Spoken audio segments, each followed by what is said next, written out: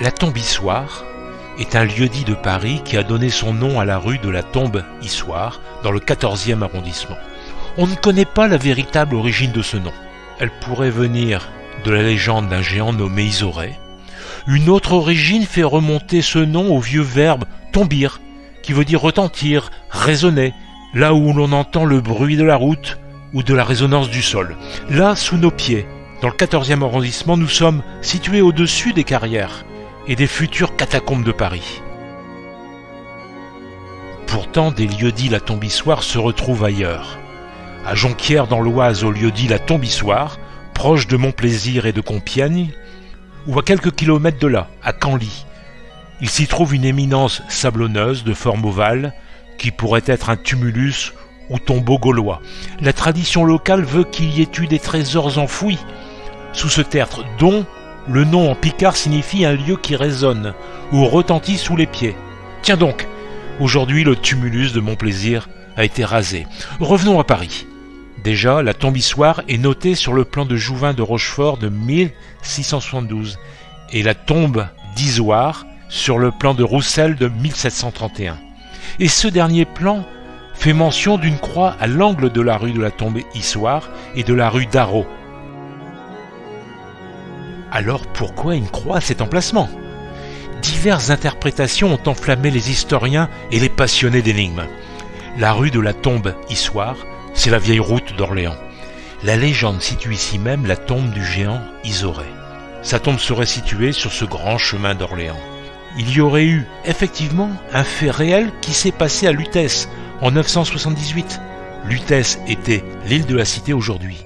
Le géant Isoré, vaincu par Guillaume d'Orange, est enterré sur place, au croisement de la rue de la Tombe-Issoire et de la rue d'Arrault.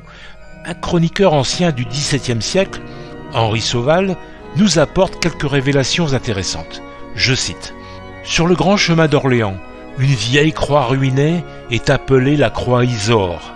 Il ne ressemble pas mal au tombeau d'une personne de qualité, car, outre qu'elle était de pierre et élevée sur une espèce de tertre, elle était encore plantée au milieu d'une autre pierre fort grande et carrée, longue à la façon d'une tombe. Pile poil sur l'actuelle rue de la Tombe-Issoire, à hauteur de la rue d'Alésia de nos jours, au carrefour actuel des rues d'Arrault et Tombe-Issoire. Voilà, c'est notre croix de la Tombe-Isoré. » On sait depuis longtemps que ces croix répandues en nos campagnes et sur certains lieux-dits commémorent un événement local et font l'objet quelquefois de légendes diverses. Écoutez, quand Lutèce, aux mains du roi Louis le Débonnaire, est assiégée par 20 000 Sarrasins, armée redoutable, conduite par un chef plus terrifiant encore, le géant Isoré. Sa taille est 3 fois celle d'un homme ordinaire. Isoré est remonté car l'un de ses amis a été tué par un soldat du roi Louis. En mettant le siège devant Paris, il a lancé un défi. Il est prêt à se mesurer en combat singulier avec un chevalier assez courageux pour l'affronter. S'il gagne, il passera au fil de l'épée un Parisien sur 10. Mais si personne ne se présente dans un délai d'1 mois, alors il détruira la ville de fond en comble. Aucun chevalier n'a osé relever le défi du géant. Et Isoré, sous les fenêtres du roi, se moque de la couardise des habitants. Et il ne manque plus que 2 jours pour que le mois soit écoulé.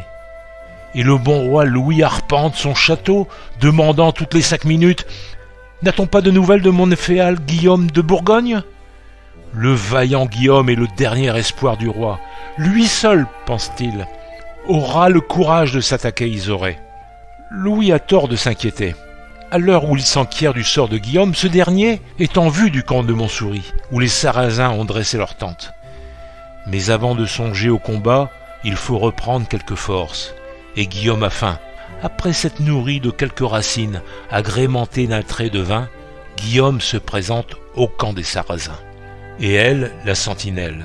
« Je suis Guillaume de Bourgogne, lui déclare-t-il fièrement, et je viens dire à ton chef que si son sang n'est pas du jus de navet, je prétends à l'avantage de me mesurer à lui. » Le chevalier est accueilli par les vivals des Parisiens et les colibés des Sarrasins. Mais voici Isoré, et à sa vue Guillaume ne peut s'empêcher de frissonner. « C'est toi, moucheron !» qui ose me défier, ricane le géant. Je regrette que tu sois si chétif. Je n'aurai pas plus de plaisir à t'écraser qu'à aplatir une puce. Combat inégal. Isoré est si grand que Guillaume ne peut l'atteindre avec sa hache. Toutes ses tentatives sont vaines. Il part à grand-peine les redoutables coups de massue. Son glaive se brise. Il évite en bondissant les attaques de son adversaire, mais ses forces faiblissent. Mais voici que du ciel descend une forme blanche. C'est une colombe. Brusquement, l'oiseau s'abat sur le visage d'Isoré et l'aveugle de ses ailes. Guillaume ne rate pas l'occasion. De son tronçon, il tranche le jarret du géant, qui tombe à terre, puis lui coupe la tête. Isoré est mort. Désemparés, les Sarrasins prennent la fuite. Poursuivis par les troupes du roi, Paris est sauvé. Sous les acclamations et les félicitations royales, Guillaume garde la tête froide. Il sait qu'il doit sa victoire à une colombe reconnaissante.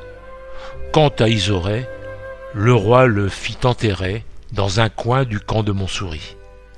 Plus tard, un monument y sera élevé, et les Parisiens, dit-on, aimaient aller s'y reposer le dimanche. Le monument a disparu, mais il a laissé son nom à une rue, la tombe Issoire. Cet affrontement est l'une des plus grandes chansons de geste de l'époque médiévale. Au XVe siècle vient le temps des romans. On met en prose les chansons de geste, dont celle du cycle de Guillaume d'Orange, dont je viens vous parler. Le géant Isoré est toujours roi de Corymbre, mais cette fois, il campe sur la rive gauche vers Notre-Dame-des-Champs. Or, à l'époque, le fief de Notre-Dame-des-Champs s'étendait vers le sud jusqu'à l'emplacement de notre église Saint-Dominique. Le récit évoque la tombe du géant. Nous touchons au but.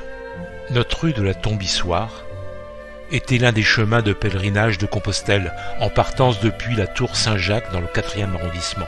Les pèlerins avaient coutume de s'arrêter à la Tombe Issoire, notre rue actuelle, où l'on se devait de jeter la pierre au géant Isoré, proprement dépêché sous terre alors qu'il voulait prendre Paris au roi Louis. Tout concorde en fait. Mais la vie des mots et des sons, le temps et les évolutions de la langue et les phonétiques brouillent les pistes. De la tombe Isor à la tombe d'Isoré, en passant par la tombe Issoire. L'orthographe de la tombe Issoire apparaît en 1466. Les plans dont nous avons déjà parlé indiquent bien la tombe Issoire, en un seul mot. Et on est loin alors de la tombe Isoré. Et les mots voyagent et se transforment. Mais ne baissons pas les bras et soyons bercés tendrement par les légendes qui nous transportent, nous font rêver et nous emportent loin, très loin d'ici-bas.